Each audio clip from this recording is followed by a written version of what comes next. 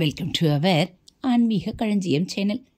இன்றைக்கி நம்ம ஆன்மீக தகவலில் நம் உடலில் வாசம் செய்யும் சித்த அஷ்டலக்ஷ்மி ரகசியத்தை தெரிந்து கொள்ளலாம். நம் பாதங்களில் வசிப்பவள் ஆதிலக்ஷ்மி. நம் பாதம் பிறர் மீது தெரியாமல் பட்டால் சிவசிவ என கூறி மன்னிப்பு கேட்க வேண்டும். இல்லாவிட்டால் ஆதிலக்ஷ்மி நம்மை விட்டு விலகிவிடுவாள். நம் முழங்கால் பகுதியில் வசிப்பவள் கஜலக்ஷ்மி. காலை நீட்டியபடி புத்தகம் படிப்பதாலும் நெல் அரிசி இவைகளை கால்களால் மிதிப்பதாலும் நம்மை விட்டு கஜலக்ஷ்மி விலகுகிறாள். நம் இடுப்புக்கு கீழ்ப்பகுதியில் வீரியலக்ஷ்மி வசிக்கிறாள். பிறரை நிந்திப்பதன் மூலம் சாபம் பெறுபவர்களை விட்டு இந்த வீரியலக்ஷ்மி விலகிவிடுவாள்.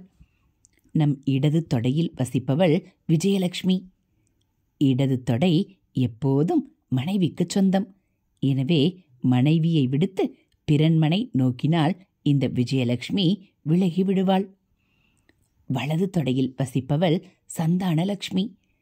பெற்றோர்கள் கன்னிகாதானம் செய்யும்போது பெண்ணை வலது தொடையில் அமர வைக்க வேண்டும். இடது தொடையிலோ இரு தொடைகள் இடையே அமர வைத்தாலோ இந்த சந்தானலக்ஷ்மி விலகி விடுவாள். நமது வயிற்று பகுதியில் வசிப்பவள் தானியலக்ஷ்மி. எச்சில் உணவு, ஊசிப்போன உணவு இவைகளை ஏழைகளுக்கோ பிறருக்கோ கொடுத்தால் தானியலக்ஷ்மி விலகி விடுவாள்.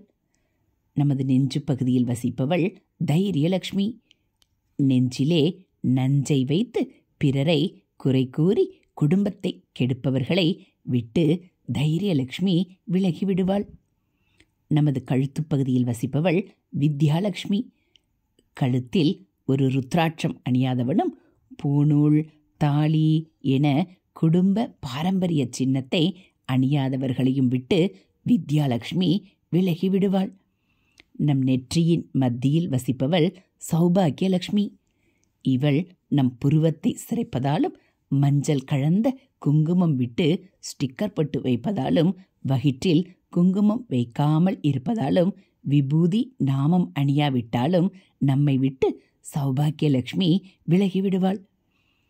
பல தவறுகள் செய்து நம் அங்கத்தில் இருக்கும் லக்ஷ்மிகளை விரட்டிவிட்டால் நாம் எப்படி செழிப்பாக வாழ முடியும்?